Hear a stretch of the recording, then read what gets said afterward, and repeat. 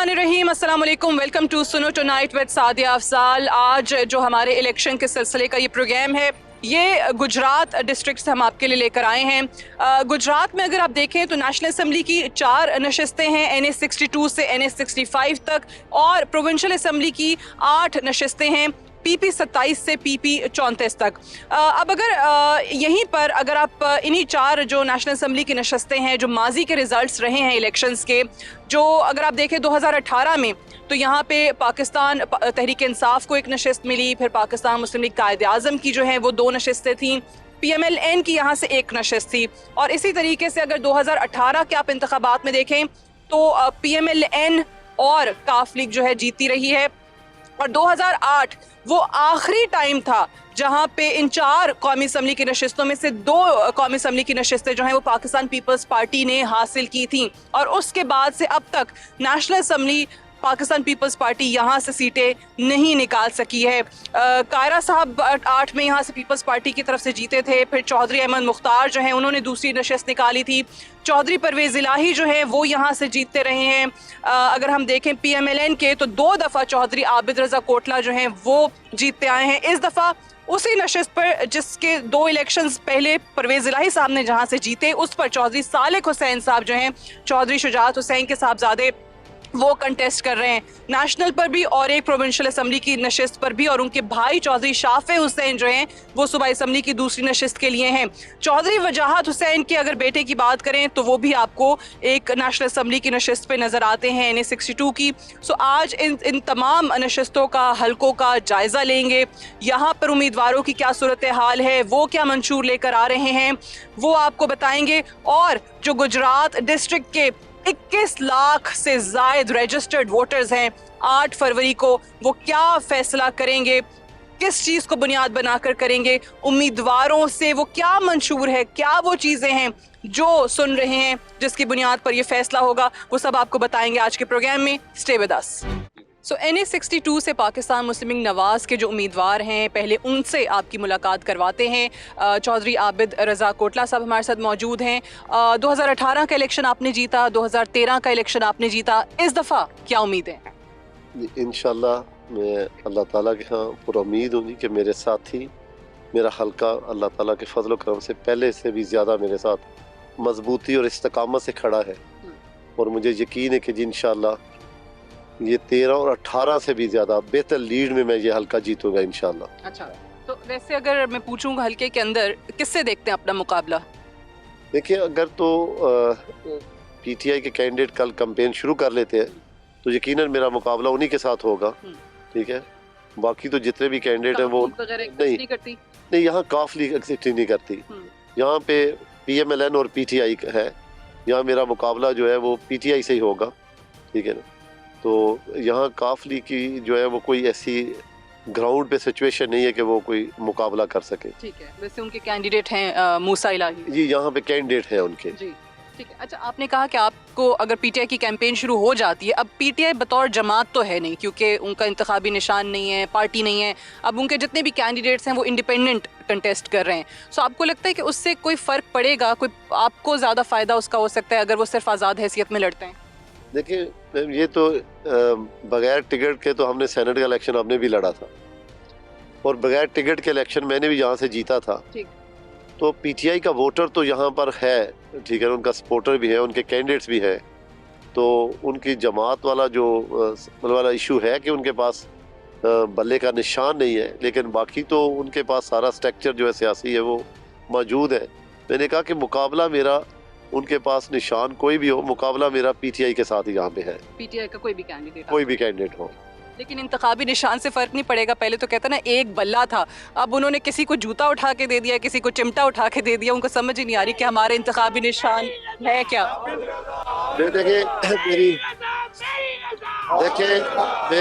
मेरी ये है कि जी 9 मई के वाक़े के बाद ऐसे हालात ज़रूर पैदा होने थे।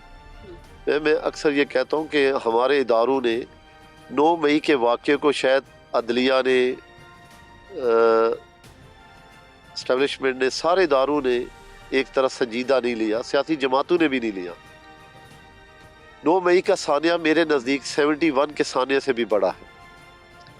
तो इसमें हकीकत में तो तमाम इदारों को खड़ा होना चाहिए। देखिए हम सियासी जमहूरी लोग हैं ना, हम हमेशा एफर्ट करते हैं, हम इदारों के खिलाफ तकरीरें भी करते हैं, क्योंकि यहाँ एक जंग है ना कि हम समझते हैं कि हमें सुप्रीम होना चाहिए, और हकीकत भी है कि पार्लियामेंट को ही सुप्रीम इदारा होना चाहिए, क्योंकि वो आवाम अपने नुमाइंदों को मुंतखब करती है, और जिनको आवाम मुंतखब करे उन्हीं का काम है रियासत को, निज़ाम को चलाना।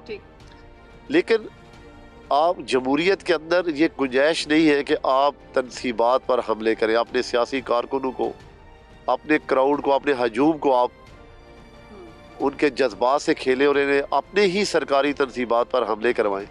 तो इसके बाद तो मैं समझता हूँ कि आप में और जो आपके खिलाफ मुसल्लह तंजीमें जो यहाँ पे लड़ रही हैं उनमें और सियासी जमात में क्या फ़र्क रहेगा। ठीक है।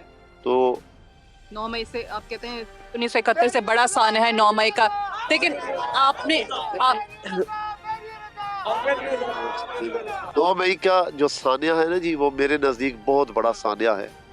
इसे असल कौम भी हमें सीखना चाहिए, इदारों को भी सीखना चाहिए, हमें भी सीखना, जुडिशरी को भी, कि अगर आपने सियासत में इमरान खान जैसे तजर्बे किए और एक स्टार को, एक ऐसे शख्स को जो सियासत की अलफ बे नहीं जानता, आप उसको मुल्क पे बतौर वज़ीर आज़म ज़बरदस्ती मुसल्लत करें, आप पूरी सियासी निज़ाम को बलडोज करके एक नालायक शख्स को मुसल्लत करेंगे, तो उसका रिजल्ट यही होगा जो 9 मई को निकला है।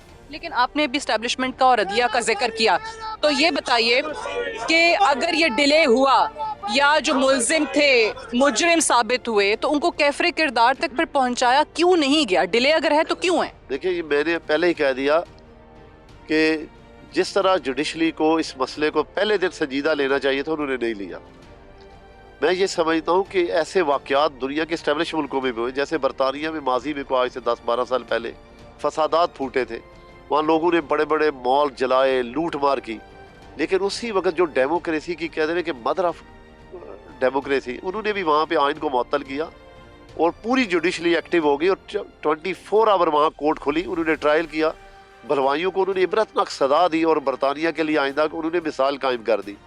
हकीकत तो ये थी कि उस वक्त पाकिस्तान की जुडिशरी और बाकी तमाम इदारों को एक पेज पे खड़े होकर मिलिट्री कोर्ट्स नहीं बनानी चाहिए थी, बल्कि पाकिस्तान की रेगुलर कोर्ट को उन मुकदमात को हंगामी बुनियाद पर ट्रायल करके उन्हें इबरतनाक सजा देनी चाहिए थी, ताकि आइंदा कोई भी सियासी मजहबी जमात जो है वो इस तरह की जसारत ना करती, वो अपनी तनसीबात को नुकसान ना पहुंचाती। अच्छा ये बताइए, आपके परफॉर्मेंस पे अगर आते हैं, हल्के में जो इश्यूज हैं या जो आपने किया है, अगर मैं देखूं 2013 का जब आप इलेक्शन जीते, तो पाकिस्तान मुस्लिम नवाज के पास ओवरऑल दिखाने के लिए ये था कि 2008 से 2013 तक पीपल्स पार्टी की परफॉर्मेंस पे आप लोग तनकीद करते थे इलेक्शन कैंपेन में।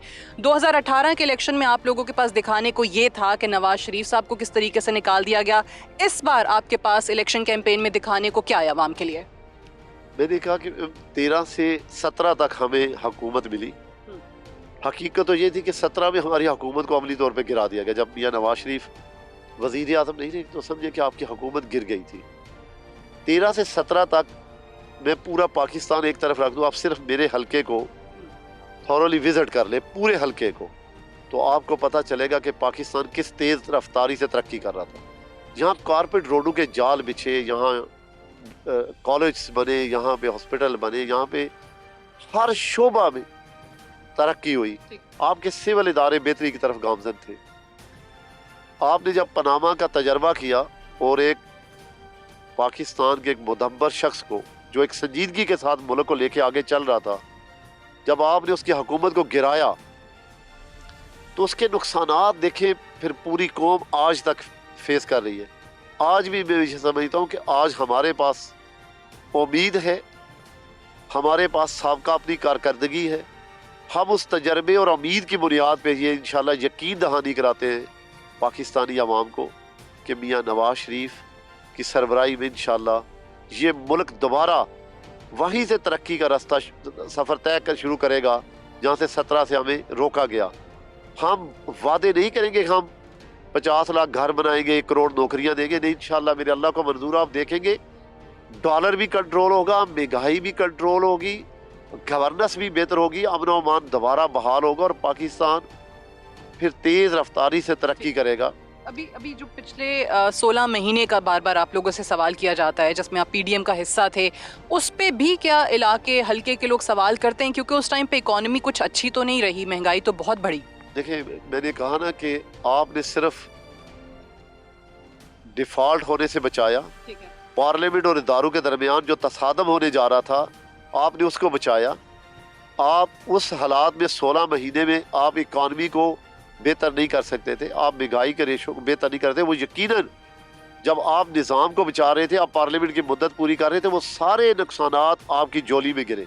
लेकिन मैंने कहा कि फिर मैं यकीन से कहता हूँ कि मैं जब लोगों में जाता हूँ, मैं देखता हूँ तो लोग पुरुमीद हैं कि इस मुल्क को 13 में भी 90 में भी नवाज शरीफ ने बहरानों से निकाला। अब भी नवाज शरीफ इंशाल्लाह इस मुल्क को बहरानों से निकाल के पाकिस्तान को दोबारा तरक्की के रास्ते पे गामजद करेंगे। अभी जिस तरीके से नवाज शरीफ साहब को आप भी कह रहे हैं पुरुमीद हैं हम कि चौथी बार वज़ीर आज़म बनेंगे, पूरी पीएमएलएन ये बात कर रही है, लेकिन इसके साथ ही एक जो तासुर है वो नवाज शरीफ साहब के साथ जुड़ गया है, और वो पीटीआई की तरफ से भी, पीपल्स पार्टी की तरफ से भी, वो लाडले का एक लफ्ज़ जो है ना वो उनके नाम के साथ जोड़ दिया गया है। आपको लगता है कि ये तासुर ज़ायल करना बड़ा मुश्किल होगा आपके लिए इलेक्शन से पहले?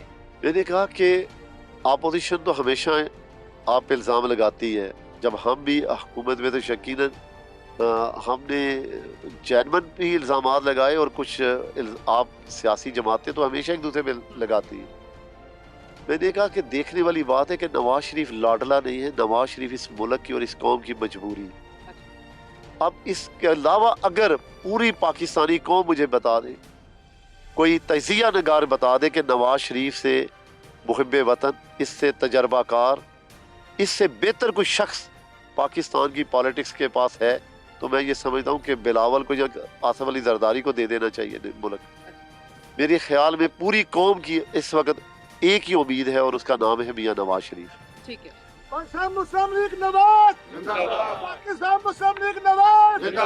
मेरा ये यकीन है जी कि इंशाल्लाह कि नवाज शरीफ की सरबराही में लाडले का लफ्ज़ नहीं, लेकिन ये हम साबित करेंगे कि नवाज शरीफ हकीकत में इस कौम का हीरो है। ठीक है, बहुत बहुत शुक्रिया चौधरी आबिद रजा साहब। NA62 से पाकिस्तान मुस्लिम लीग नवाज के उम्मीदवार हैं, पुरुमीद हैं न सिर्फ अपनी जीत के लिए बल्कि पूरी PMLN की जीत के लिए, और चौथी बार वज़ीर आज़म के रूप में नवाज शरीफ साहब को देखने के लिए।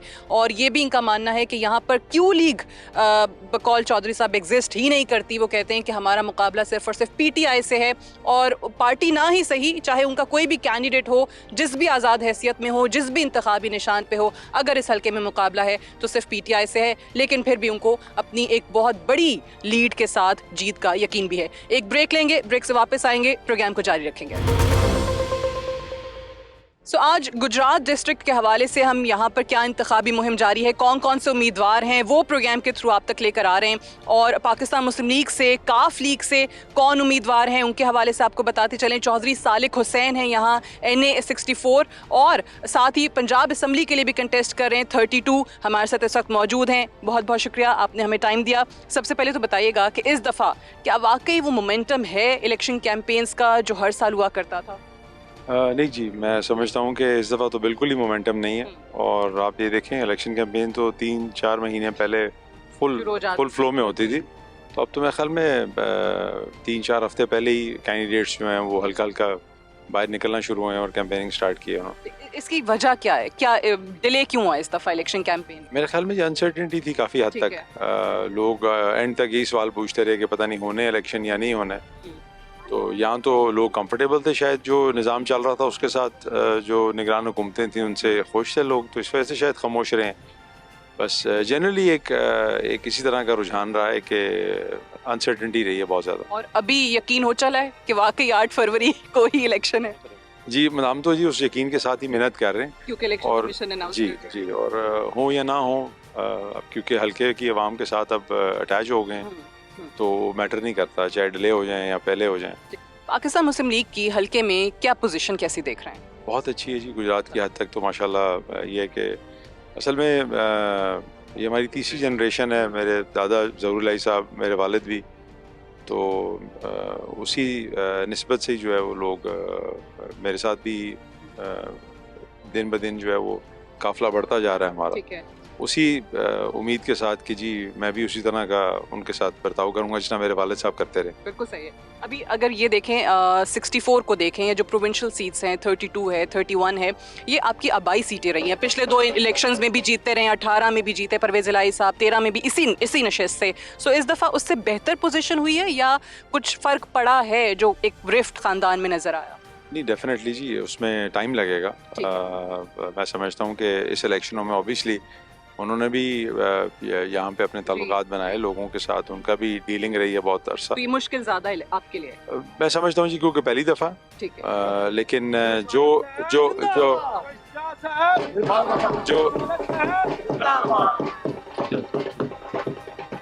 जो मिल रहा है ना जी लोगों से रिस्पांस, वो बहुत ही अच्छा है और अनएक्सपेक्टेडली बहुत ही ज़्यादा अच्छा। अच्छा जी, तो आपको कम मेहनत नज़र आ रही है अपने लिए या डबल मेहनत नज़र आ रही है? सवाल ये, क्योंकि देखें वो कहते हैं ना सियासत की वजह से जो कभी ख़ानदान में इख्तलाफात या रिफ्ट या दरार नहीं देखी थी, वो फर्स्ट टाइम लोगों को सामने नज़र आई है। मैं समझता हूँ जी कि मैं क्योंकि पहली दफ़ा यहाँ से इलेक्शन लड़ रहा हूँ तो मैं इसी माइंडसेट के साथ ही काम कर रहा हूँ कि मैंने डबल मेहनत ही करनी। ठीक। अच्छा, PMLN के साथ आप लोगों की कुछ कमिटमेंट थी, फिर आपका बयान भी आया कि उन्होंने 4 नशिस्तें नेशनल असम्बली की और 8 नशिस्तें गालिबन आपसे कमिट की थी कि प्रोविंशियल असम्बली की दी जाएंगी। फिर आपके अगेंस्ट प्रोविंशियल असम्बलियों में भी प्रोविंशियल सीटों पे भी वहाँ पर अपने उम्मीदवार खड़े कर दिए। अभी जो उनका आज़ाद उम्मीदवार का पैनल है, वो कोटला साहब का भी स्टेटमेंट आया कि हमें कहा गया है लीडरशिप की तरफ से कि उनको सपोर्ट करें। वजह क्या बनी है कि आपकी कमिटमेंट जो उनसे थी वो पूरी ना कर सके? मेरा ख्याल है जी कि एक बहावलपुर में सीटें थी कुछ, जो हमने कोई भी ना जी ऐसी डिमांड नहीं की सीट जहाँ पे 2018 में PMLN का कैंडिडेट जीता हो। ठीक है। तो we were very fair in dealing with them. 62 जैसे हमारे जी वो हमारे से जी हाँ, वो इन रिटर्न हमारे से जो डिमांड कर रहे थे वो कुछ इस तरह की सीट्स थी जहाँ पे पाकिस्तान मुस्लिम लीग यानी हमारी जमात के कैंडिडेट जीते हुए थे। अच्छा। 2018 में। तो बस ये एक बोन ऑफ कंटेंशन बना। ठीक है। और जिंदाबाद। तो बेसिकली ना जी वो कह रहे थे कि आप अपना जो हल्का है यानी मेरे भाई का और एक सीट चीमा साहब की आप वो ले लें सिर्फ। तो अगर हम ये कर लेते तो हमारे जो बाकी कैंडिडेट्स हैं उनकी बहुत दिलआज़ारी होनी थी कि इन्होंने अपनी जो एडजस्टमेंट कर ली और लेकिन हमें जो है वो उसी तरह ही छोड़ दिया। तो इसलिए हमने फैसला किया कि जिस तरह का बर्ताव ये ओवरऑल करेंगे कि ये 2 सीटें भी ना लें। जी जी बिल्कुल, इसीलिए हमने इन एडवांस बता दिया उनको कि कल को ये भी उनको ना हो कि जी अब ड्रामा कर रहे हैं या टाइम गुजर चुका हुआ है। तो हमने टिकट जमा होने से 2 दिन पहले ही ये बात बड़ी क्लियरली इन्फॉर्म कर दी थी। ठीक है। तो अगर इलेक्शन से पहले ये सूरत हाल है या आपसे मिस कमिटमेंट हुई है नून लीग की तरफ से, तो इलेक्शन के बाद क्या सूरत हाल देखते हैं? क्योंकि बहुत सारे लोगों को तो ख्याल यही है कि अगर PMLN की गवर्नमेंट बनती है तो वो शायद इतनी मेजॉरिटी ना ले सके, उनको भी इत्तेहादियों की ज़रूरत तो पड़ेगी। मैं समझता हूँ जी हर जमात के अपने एक वो होते हैं, मजबूरियाँ हो सकती हैं, कुछ भी हो सकता है। तो हमने उसको इतना ऐड टू हार्ट नहीं लिया। अच्छा। ठीक है, मतलब अगर उन्होंने नहीं ऑनर की, हमने तो अपनी साइड देखनी है ना। देखें अगर कोई आपसे कमिटमेंट ऑनर नहीं करता, आपने तो अपना ज़र्फ देखना है ना। तो हम तो हमेशा कमिटमेंट जिसके साथ करते हैं वो ऑनर करने के लिए भाग दौड़ करते हैं। ओवरऑल अगर नेशनल पॉलिटिक्स जो पाकिस्तान की हमेशा से रही है, पहले आपको ऑब्वियसली शिकवे रहे जो कि खान साहब की हुकूमत थी, या उसके बाद PDM की हुकूमत से भी इनफैक्ट लोगों को शिकायतें तो रही, इन्फ्लेशन बढ़ी है, महंगाई वो नहीं कंट्रोल कर सके जिस दावे के साथ आए थे। आपको लगता है कि वाकई इकॉनमी की जितनी बुरी हालत हो गई है उसका कोई हल है किसी जमात के पास इस वक्त? मैं समझता हूँ कि जी ये जमातों को अपने ये इलेक्शन कैंपेन में ये चीज़ वाजे करनी चाहिए कि क्या उनका प्लान मंशूर क्या है, मंशूर क्या है, और स्पेशली इकॉनमी से रिलेटेड जो भी बात है वो उनको क्लियर करनी चाहिए। लेकिन मैं समझता हूँ कि जी कोई आसान काम नहीं होगा, ये बहुत टफ चीज़ होगी और मैं समझता हूँ होल ऑफ गवर्नमेंट अप्रोच चाहिए होगी। जितनी जमातें हैं वो अपना मफाद पसे-पोश डाल के सिर्फ ये सोच लें कि जी अगर कोई हमारी अपोजिशन में या गवर्नमेंट में और हम अपोजिशन में, लेकिन अगर वो काम अच्छा कर रहा है तो उसका साथ दें। नवाज शरीफ साहब को देख रहे हैं 4थी दफ़ा वज़ीर आज़म बनते? ये तो मेरे ख्याल में जी रिजल्ट्स के बाद ही क्लैरिटी मिलेगी। लेकिन बहुत लोगों का ख्याल है कि वो जिस तरह से कैंपेन कर रहे हैं या जिस तरीके से वापस आए हैं वो शायद ऑलरेडी इस थॉट के साथ आए हैं कि ही is the 4th time prime minister of this country. जी बिल्कुल, ऐसे मोमेंटम तो ऐसे ही लग रहा है जी उनका, लेकिन हु नोज़ जी कि अवाम क्या फ़ैसला करती है। नैरेटिव जो वो बना रहे हैं उससे ऑब्वियसली एक परसेप्शन जो कि माजी में खान साहब को लेकर था अब वो उनको लेकर है कि शायद इनके साथ इदारों की सपोर्ट या वो लाडले का जो एक लक़ब या खिताब उनको दिया जा रहा है, यू थिंक ये नैरेटिव उनको किसी तरीके से ज़ायल करना पड़ेगा, तासुर ज़ायल करना पड़ेगा या नहीं? मैं समझता हूँ जी कि बिल्कुल एक लेवल प्लेइंग फील्ड की बात सारे करते हैं। तो मैं समझता हूँ कि अगर किसी जमात ने कुछ किया हुआ है और अगर हमारे जो इदारे हैं, जुडिशरी है उसमें सर फहरिस्त, अगर वो उनके खिलाफ कोई फैसला देते हैं तो वो उसको क्यों ये लोग समझ लेते हैं कि जी अब वो लाडला नहीं रहा। ठीक है, और अभी भी है, मतलब मैं समझता हूँ कि जी हर जगह पे ये चीज़ तो चलती रही है। तो आपको पता ही है, आपने इतने फैसले ऐसे हुए हैं कुछ जो आज भी समझ में नहीं आ सके, लेकिन वो उनकी फेवर में भी हुए हैं। तो उस टाइम तो वो नहीं कहते रहे, ऐसी ज़ुबान इस्तेमाल नहीं की उन्होंने, लेकिन अगर एक फ़ैसला भी ख़िलाफ़ आ जाए तो वो एक पूरी मैसिव कैंपेन लॉन्च कर देते हैं जी। अच्छा, एक चीज़ बताइएगा, जिस तरह हम कह रहे हैं कि वो जो फैसले उस वक्त आप लोगों ने आवाज़ उठाई, बात हुई, दूसरी तरफ अगर परवेज़ इलाही साहब को या मोनिस इलाही साहब को देखें तो बिल्कुल ही एक ऑपोजिट स्टैंस उन्होंने लिया। अब उनका क्या रोल देखते हैं इस पूरे डिफरेंसेस में, रिफ्ट में, और इस हद तक अब बात का चले जाना कि ख़ानदान को कोर्ट में प्रॉपर्टी डिस्प्यूट पे जाना पड़ता है? उसमें डिस्प्यूट कोई नहीं था जी। उसमें मेरे भाई, हमारा भाई घर है, वहाँ रहना चाह रहे थे, तो उनको ये कहा गया था कि जी आप यहाँ एंटर नहीं हो सकते। तो अब हम वो चाहते थे कि कोई इसके ऊपर हम कोई रिएक्ट करें, लेकिन हमने फैसला किया कि जी वो हमारी बड़ी हैं, बड़े हैं हमारे, हम रिएक्ट नहीं करेंगे। तो उसके लिए हमने ऑब्वियसली यहाँ रहना है, यहाँ कैंपेन करनी है, हमारा अपना घर है यहाँ पे। तो उसके लिए हमने कोर्ट से एक ऑर्डर लिया था कि वो ज़रूर रहें। हमने उनकी बेदखली के लिए नहीं कोर्ट पे हम गए, हम अपनी वहाँ पे रहने के लिए हम कोर्ट गए थे और कोर्ट ने उनका हिस्सा मिल रहा है। और आप जी बिल्कुल बिल्कुल। एक आखिरी सवाल, क्योंकि पंजाब में भी हम देख रहे हैं पीपल्स पार्टी की कैंपेन, बिलावल साहब वहाँ से लड़ रहे हैं। पाकिस्तान की सियासत में काफ़ी चीज़ें हमेशा से अनप्रेडिक्टेबल रही हैं। जैसे जरदारी साहब कहते हैं कि नवाज शरीफ ना समझे कि अकेले हुकूमत बना लेंगे। अगर मैं आपसे पूछूं, आपकी जमात की नेचुरल इंक्लिनेशन जो है या नेचुरल अलायंस पीपल्स पार्टी के साथ बनता है इस वक्त, क्योंकि रहे भी हैं परवेज़ इलाही साहब नायब वज़ीर आज़म के ओहदे पे, और दूसरी तरफ PMLN है, तो आपका जवाब क्या होगा? मैं समझता हूँ कि जी हमारा दोनों से ही बहुत अच्छा ताल्लुक है, और 20 साल बाद एक दोबारा ताल्लुक बना था PMLN के साथ, और मैं उनकी कैबिनेट में भी रह चुका हूँ, और हमने पीपल्स पार्टी के साथ भी काम करके देखा है। तो मेरे ख्याल में अगर आपका माइंड क्लियर हो और आपकी नीयत साफ हो, तो मैं नहीं समझता कि अगर आपका सेल्फ इंटरेस्ट नहीं है तो फिर तो मेरे ख्याल में आपकी गवर्नमेंट के चांसेस हैं। जी लगता तो ऐसे ही है। थैंक यू सो मच, बहुत शुक्रिया। चौधरी सालिक हुसैन साहब हमसे बात कर रहे थे, जो कि NA 64 से और पंजाब असम्बली की 32 जो हल्का है वहाँ से उम्मीदवार हैं। वेलकम बैक प्रोग्राम में एक बार फिर से खुशामदीद। तो आज हम आपको जो गुजरात डिस्ट्रिक्ट के हवाले से जो हल्के हैं, कौन कौन से नामवर सियासतदान यहाँ से कंटेस्ट कर रहे हैं, हमने आपको सारी डिटेल्स बताई। नेशनल असम्बली की, प्रोविंशियल असम्बली की, 2 कैंडिडेट्स की आपने बात सुनी। NA 65 से पाकिस्तान की सियासत का एक बहुत ही नामवर नाम, पाकिस्तान पीपल्स पार्टी के सीनियर सियासतदान कमर जमान कायरा साहब जो हैं वो कंटेस्ट कर रहे हैं, इस वक्त हमारे साथ मौजूद हैं। अस्सलाम वालेकुम कायरा साहब। बहुत शुक्रिया। वालेकुम अस्सलाम। आप सबका बहुत शुक्रिया। यू ट्रेवल्ड फ्रॉम इस्लामाबाद और आप हमारे हल्कों में आए हैं, गुजरात में आए। आप सबको, आपकी टीम को वेलकम। यहाँ आके अंदाजा हुआ कि बाकी का तो मुझे पता नहीं, लेकिन आपकी इंतखाबी मुहिम जोरों पे चल रही है, बिकॉज आपने इंतजार बहुत करवाया। मैं इसलिए कह रही हूँ क्योंकि कायरा साहब ने इंतजार बहुत करवाया।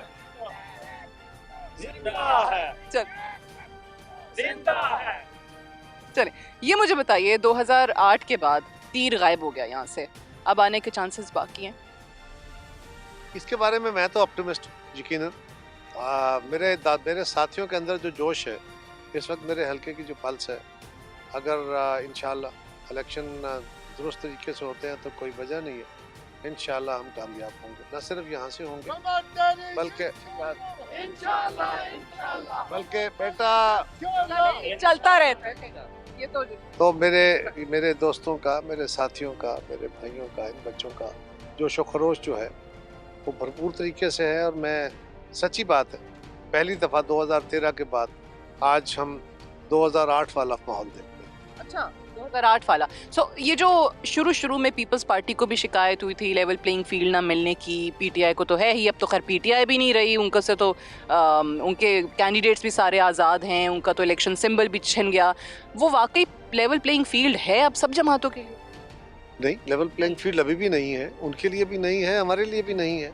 और जहाँ से नहीं है वो भी आप जानते हैं, सारा मुल्क जानता है।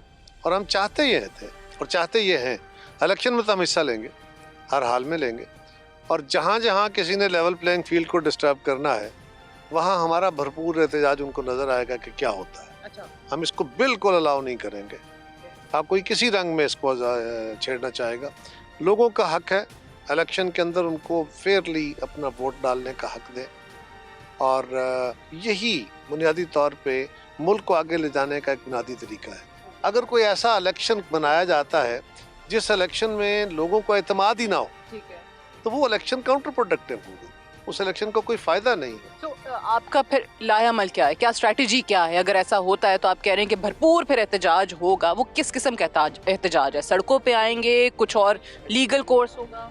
लीगल कोर्स भी होगा, सड़कों पे भी आएंगे, और जो अगर कोई किसी ने, अभी तक तो टॉलरेंस चल रही है, लेकिन इससे बियॉन्ड अगर हुआ तो फिर सड़कों पे आएंगे, और जो वो किरदार होंगे उसमें उनको एक्सपोज करेंगे कौम के सामने।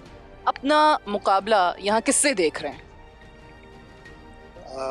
मैं तो जी इस वक्त बेसिकली मुकाबला नहीं कर रहा, नहीं करे। मैं तो इस वक्त देख रहा हूँ कि मैं अपने दोस्तों को कह रहा हूँ कि हमने लोगों के पास अपना पैगाम लेके जाना है, अपने चेयरमैन का पैगाम लेके जाना है, अपना मैनिफेस्टो लेके जाना है, और उनको ये गुजारिश करनी है कि ये हमारा मैनिफेस्टो है, ये हमारा चेयरमैन है, ये हमारी परफॉर्मेंस है, और आप हमारा साथ दीजिए। ये जो नारे लगाने वाले लोग हैं इनको एक तरफ रखिए और हमारे प्रिंसिपल्स को देखिए, हमारा साथ दीजिए, बाकी अल्लाह मालिक है। ठीक है, अच्छा, ये अच्छी बात है कि मैनिफेस्टो बता रहे हैं, और होना भी यही चाहिए। ज़्यादातर हमें इंतखाबी मुहिम में ये नज़र नहीं आता, एक दूसरे पर इल्ज़ामात का सिलसिला जो है, तनकीद ज़्यादा नजर आता है। पूरी कैंपेन के अंदर यही बात कर रहा हूँ, और अपने लोगों को अपने हल्के के एक एक जगह जाके यही मुतालबा कर रहा हूँ कि सारे कैंडिडेट्स का मुवाजना कीजिए। हमने सब कुछ देख लिया, सब तरह की हुकूमतें देख ली। मसला यह है कि जैसे मेंबर आप असम्बलियों में भेजेंगे, जो कैंडिडेट है उनका मुवाजना कीजिए, उनके किरदार देखिए, उनकी अहलियतें देखिए, और जो स्टाफ असम्बली में जाएगा वैसी असम्बलियाँ बनेंगी, वैसी हुकूमतें बनेगी। और उच्चा लम्बा शेर जवान, कमर तेरी जीत इंशाअल्लाह। कायरा साहब के लिए और पीपल्स पार्टी के लिए जो नारे लग रहे हैं वो आप सुन रहे हैं। मुझे बताइए कि जो मैनिफेस्टो की बात करते हैं, पीपल्स पार्टी का एक नारा रोटी कपड़ा मकान, वहाँ से शुरू, अभी असीफा बीबी भी कर रही हैं, बिलावल साहब के भी जो नारे हैं उसमें वो भूख मिटाओ प्रोग्राम की बात कर रहे हैं, उसमें वो भूख मिटाओ प्रोग्राम की बात कर रहे हैं, उसमें वो यूथ कार्ड प्रोग्राम्स की बात कर रहे हैं। तो लोग कहीं सवाल करते हैं कि पीपल्स पार्टी ये पहले क्यों ना कर सकी जब मौका मिला? साथिया, हर अहद के अपने चैलेंजेस होते हैं, और हमने हर अहद के चैलेंजेस का मुकाबला किया है। मसलन भुट्टो साहब के दौर में तालीम बहुत बड़ा मसला था, तो फ्री तालीम दी। उस दौर के किसानों के बहुत सारे मसाइल थे, तो किसानों को मलकियत के हकूक दिए, मजदूर को हक के मलकियत दिया, उसको हक के अपना जो मजदूरी का हक दिया, उसको प्रोटेक्शन दी, मुल्क को एक मजबूत दिफा दिया। तो वो उस वक्त के तकाजे थे। बैरूनी ममालिक में जाने के लिए, क्योंकि मुल्क के अंदर रोज़गार कम थे, तो बाहर की दुनिया में रोज़गार के रास्ते खोलने के लिए आसान पासपोर्ट के रास्ते खोले ताकि लोग बाहर जा सके। तो ये उस दौर के चीज़ें इशूज़ थे। बीबी शहीद के दौर में आके फिर नए तकाजे थे, नए चैलेंजेस थे, फेडरेशन को चैलेंजेस थे। उनके जो 2002 के बाद कह लीजिए, 2002 से भी पहले, बल्कि 99 से भी पहले, जब मोहतरमा बेनज़ीर भुट्टो की हुकूमत ख़त्म करके मियां नवाज शरीफ की हुकूमत लाएगी, उनको हटाया गया। तो 99 के बाद मोहतरमा ने अपने सबक सीखे हुए थे, अर्नड एंड लर्नड लेसन्स थे उनके, उसके मुताबिक उन्होंने COD डिज़ाइन किया। मियां नवाज शरीफ साहब के पास गई और उनको ये बात समझाई कि आइए इसके साथ आगे बढ़ते हैं। और आज पाकिस्तान में जो जमहूरियत का एक थोड़ा बहुत रंग नज़र आता था, अनफॉर्चुनेटली वो भी ख़राब करने की कोशिश की जा रही है। वो मोहतरमा बेनज़ीर भुट्टो के उस ख्वाब के मुताबिक ही थी। तो मोहतरमा ने अपने दौर में जो रिफॉर्म्स की थी, ख़वातीन को, माइनॉरिटीज़ को, बहुत सारे तबकात को आइन के तहफ़्फ़ुज़ के लिए फिर COD किया। उनके बाद हमारी गवर्नमेंट आई तो हमने फिर ये जो आज हमारा मैनिफेस्टो है, अगर हम तनख्वाहें बढ़ाने का जिक्र कर रहे हैं तो आप लोग कहते हैं कि जी देखें ये डबल करने की बातें कर रहे हैं, ये कैसे होगा? तो मैं याद कराता हूँ कि हमने 2008 से 2013 में हमने 115% बढ़ाई थी। इसी तरह ये हमने कहा कि जी हम मुफ्त बिजली देंगे 300 यूनिट। तो कहा जी कहाँ से देंगे? हमने कहा जी कि हम जिस तरह बेनज़ीर इनकम सपोर्ट प्रोग्राम शुरू किया था, उस वक्त उसको जब प्रोग्राम शुरू किया मैं चेयरमैन था उसका पहला, जब शुरू किया तो उसका पहला बजट जो था वो 30-35 अरब था। उस वक्त भी शोर हुआ कि ये पैसा कहाँ से आएगा। आज वो प्रोग्राम चल रहा है 15 साल बाद और 250 अरब के करीब उसका बजट है सालाना। इसी तरह ये कोई बड़ा पैसा नहीं है। लोगों के रिलीफ के लिए स्टेट होती है, अगर आप लोगों को जनरल रिलीफ देने के लिए कुछ साइडों से बचते निकालते हैं और वो बचते आवाम की तरफ लेके जाते हैं, तो आपको आलमी इदारे भी दबाव में नहीं लाते। वो तो आपको ये कह रहे हैं ना कि आप डट और रेज ना करें, और आप और ज्यादा फैसिलिटीज अगर देना चाहते हैं तो अपने अंदर से चीजें पैदा करें, अपने एक्सपेंडिचर को कंट्रोल करें और दे लें। अच्छा, इसमें दो चीजें, इस सवाल के दो पहलू हैं।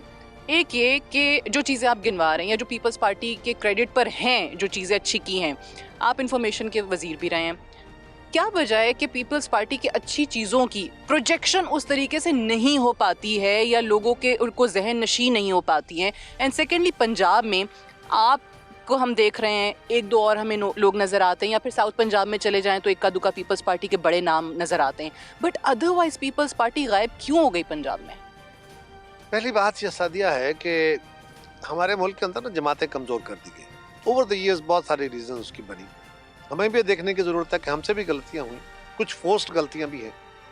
और दूसरा यह है कि जो इलेक्टेबल्स होते हैं ये ज़्यादा पावरफुल हो गए, लोग अफराद के ऊपर ज़्यादा पॉलिटिक्स फोकस हो गई। अब हमारे साथ ये हुआ कि 85 से ऑनवर्ड, भुट्टो साहब के गवर्नमेंट के बाद 85 पहली गवर्नमेंट आई, 85 में गैर जमाती इंतखाब आ गए, 88 में भी हमारी गवर्नमेंट तोड़ी गई, हमारे लोग तोड़े गए, 93 में तोड़े गए, 96 में तोड़े गए, 2002 में हम अक्सरियत में थे, हमारे जीते हुए 21 मेंबर तोड़ के वो गवर्नमेंट बना ली जमाली साहब की। फिर उसके बाद फर्दर हमारी गवर्नमेंट, हमारी पार्टी के ऊपर फोकस रहा। 18 महीने और 26 महीने की गवर्नमेंटें दी और सारे जहान का प्रोपेगेंडा कि जी पीपल्स पार्टी ने बर्बाद कर दिया, ये कर दिया, वो। फिर हमारी गवर्नमेंट आती है, फिर हम कोशिश करते हैं। ये चैलेंजेस हैं। पाकिस्तान पीपल्स पार्टी की हुकूमत तारीख में जब आई, उस वक्त हुकूमत आई जब पाकिस्तान बहरानों में गिर जाता है। हम उसे निकालते हैं तो कोई और आ जाता है। अब भी ऐसी सूरत है, बड़े बहरान का सामना है, लेकिन तो मियां साहब तैयार बैठे हैं चौथी दफा, उनका भी जिक्र करते हैं। लेकिन सवाल ये है कि हमारे साथ जो इलेक्टेबल बन जाते हैं उनको तोड़ लिया जाता है। तो जब बार बार आपके साथ ये काम होता रहे तो पार्टियां कमजोर पड़ जाती हैं। उनको अपनी सर्वाइवल के लिए इंटरनली बहुत कुछ करने की जरूरत पड़ जाती है। और लोग भी प्रैग्मेटिक अप्रोच के साथ देखते हैं कि जी कौन सी जमात जीत रही है, किसका कौन on the right side of the history है।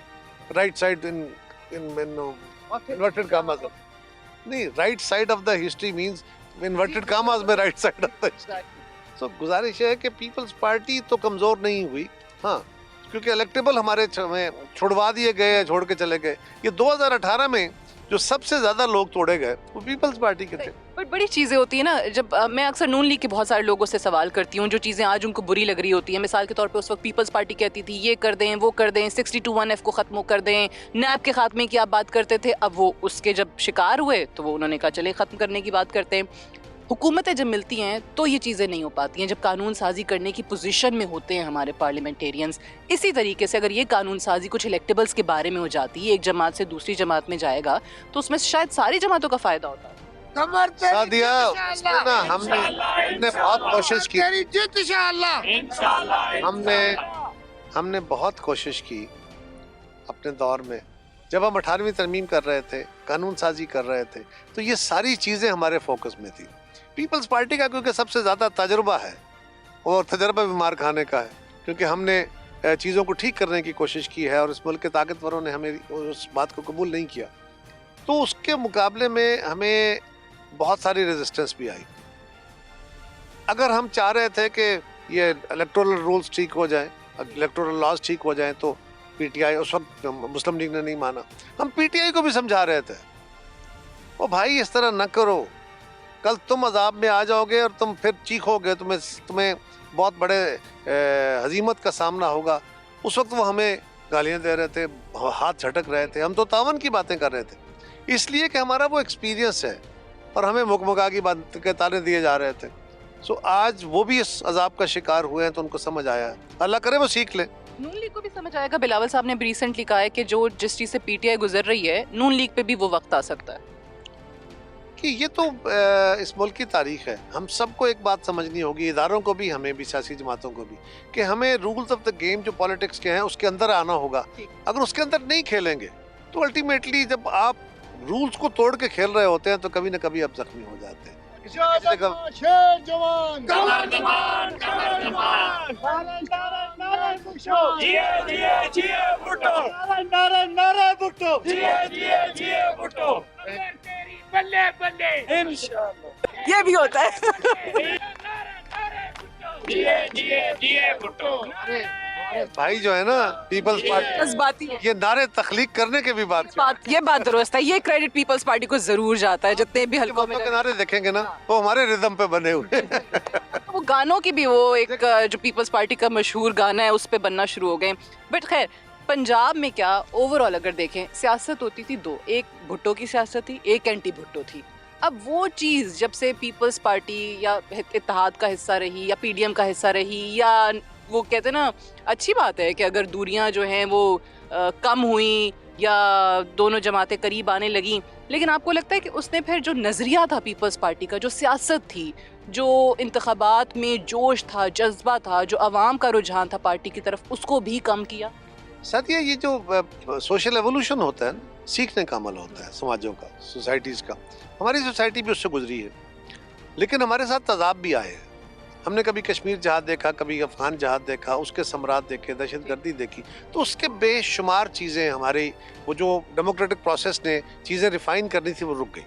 कई जगह रिवर्सल आई, नेगेटिविटी हुई, उसकी वजह से ये प्रॉब्लम्स आए हैं। वरना मुझे आज भी कोई हिचकिचाहट महसूस नहीं होती ये कहने में कि मेरी जमात इन सारे अमलों से गुजरने के बावजूद अपनी असास को कायम रखे हुए, अपनी असास से हटने को तैयार नहीं है। हमारे बाकी दोस्तों को भी ये समझने की ज़रूरत है। ठीक है, हमने कोशिश की है, आइंदा भी करेंगे। सियासी अमल चलता रहेगा तो ये रिफाइन होता रहेगा, लेकिन हमारे दोस्तों को भी ये समझना होगा, सब इस मुल्क के तमाम लोगों को भी और इदारों को भी। नवाज शरीफ साहब को देख रहे हैं वाकई चौथी दफ़ा वज़ीर आज़म बनते, या जो जरदारी साहब कह रहे हैं कि नून लीग ये ना समझे कि वो अकेले हुकूमत बनाने के काबिल होगी? ये बात दुरुस्त है, जरदारी साहब बड़े अपने तजर्बे की बात कर रहे हैं कि इस वक्त लगता यूं ही है कि कोई जमात अकेले अक्सरियत हासिल नहीं कर पाएगी, तो मिक्स गवर्नमेंट बननी पड़ेगी। नेशनल गवर्नमेंट नज़र आ रही है या अलायंस की गवर्नमेंट बनेगी। अलायंस की गवर्नमेंट में कमज़ोरियाँ भी होती हैं, ताकत भी होती है।